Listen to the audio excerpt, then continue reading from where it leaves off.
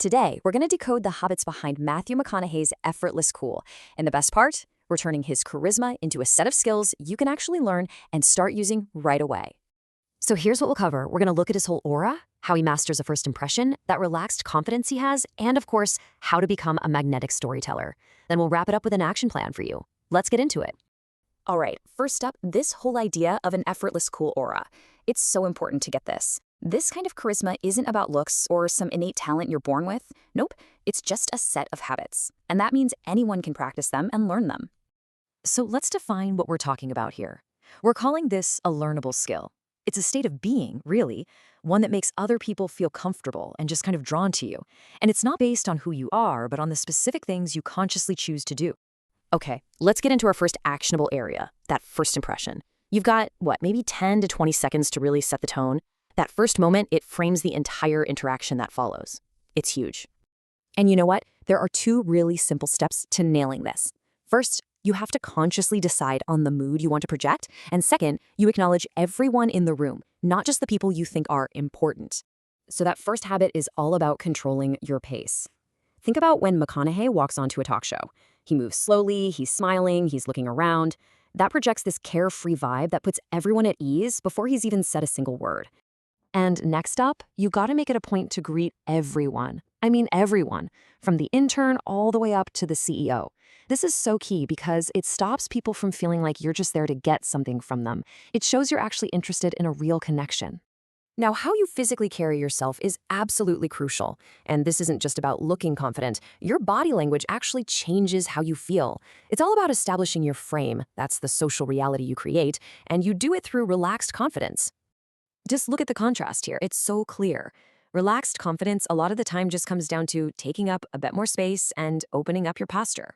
Lounging back in a chair, draping an arm over the side. These are small things that project massive amounts of comfort. And this quote just illustrates the effect perfectly. His physical comfort is so powerful that it's contagious. People around him start to copy his relaxed state without even thinking about it. His frame is literally influencing theirs. It's wild. This really builds on that idea of being comfortable in your own skin. You see it on shows like Graham Norton's, right? The other guests might be sitting all upright and formal, but he often stays lounged back. He doesn't feel that social pressure to change, and that shows he's totally anchored in his own confidence. Okay, let's talk about maybe the most powerful habit of them all, turning just, normal everyday events into these magnetic stories. This is a conversational superpower. It's what makes people really want to be around you. Anyone can become a great storyteller. It's not about having some crazy, exciting life. It's about knowing how to tell the stories you already have. So let's break down the techniques, how to hook your audience, take them on a journey, and make it all unforgettable. You've got to hook them. Before you even get into the story, you signal that what you're about to say is worth their time. This builds up a little anticipation and makes them focus their attention right on you.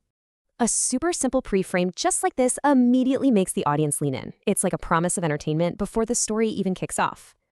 Next, you got to take people on an emotional journey with you. Facts and data, they're easy to forget, but feelings, that's what really engages a listener and makes a story actually stick. You see, by sharing his internal state, his anxiety, he makes something that happened in the past feel immediate and real. We're not just hearing what happened, we're feeling that suspense right there with him. Okay, this next one is subtle, but it is incredibly powerful. Tell your story in the present tense.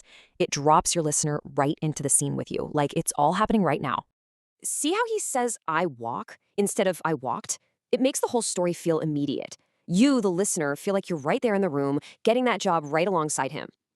So let's wrap this all up and recap these core habits into a clear action plan. This is the stuff you should really take away from this explainer. Here they are, the 5 pillars of the McConaughey method. Each one is a skill you can actually practice. And hey, don't try to do them all at once. Just start with one, maybe controlling your pace when you walk into a room, and then build from there.